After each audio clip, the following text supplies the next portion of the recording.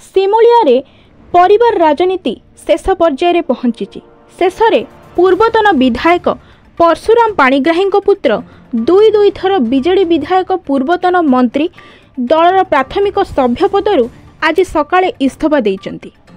दलीय टिकेट न मिलबारु से बहुदिन असंतुष्ट थाई चुप थिले।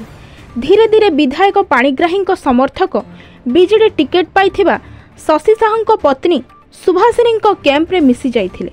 सेथिपाई विधायक निजर गोटी चालना करी शेषे आज विधायक थाई बीजेडीर सभ्य पदरु इस्तीफा देइथिले।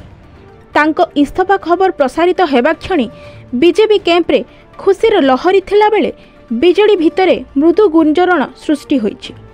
दलर नेता माने आगामी दिन में केमिति जितिबे सेतिपाई खर्च सहित दल को आउ किछि मिश्रण पर्व करिबा पई चेष्टार खबर आसुछि।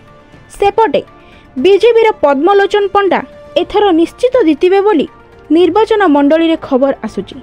आगामी 26 तारिख रे बीजेडीर स्टार प्रचारक कार्तिक पांडियान पतिराजपुर आसी विराट साधारण सभा करी भोट मागिबे बोली चर्चा हेउछि। ठीक बीजेडी समावेश परे बीजेपीर महामिश्रण पर्व एवं विशाल विजय समावेश सही पड़ियारे अनुष्ठित हेबो बोली सूचना अछि।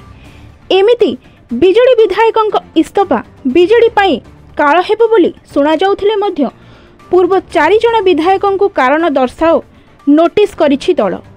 एबे आउ थरे सिमुलिया विधायकଙ୍କୁ नोटिस आसी पारे। दल अदल बदल एमिति चलीछि जेमिति भोट दिन पर्यंत चलिबो बोली चर्चा हेउछि। सबुरी मूलरे स्वार्थ सहित मोटा अंकर टंका कारोबार बोली चर्चा हेउछि।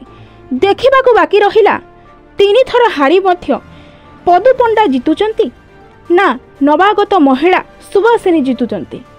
बाले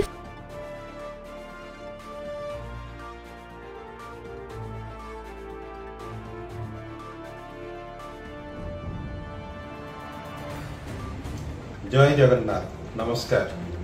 मु ज्योति प्रकाश पाणिग्राही विधायक सिमुलिया एवं पूर्वतन मंत्री आज विजु जनता दल प्राथमिक सदस्य पदरु इस्तीफा देउछि। दीर्घ दिनर संपर्क प्रवाद पुरुष विजु पट्टनायक समय मोर पापा स्वर्गत परशुराम पाणिग्राही 40 वर्ष एवं मु 10 वर्ष विजु जनता दल सभापति तथा माननीय मुख्यमंत्री श्री नवीन पट्टनायक जो सुजोग देइचंती सेवा करिवार से तांको अशेष धन्यवाद ज्ञापन करुच्ची। सिमुलिया खैरा जनसाधारण परिवार सबुबले निजक उत्सर्गीकृत करुथिबो आगामी दिन में आपण मानकर सहयोग कामना करुच्ची। जय Jagannath. Simulia Kailash Chandra Behera report Bullet News today.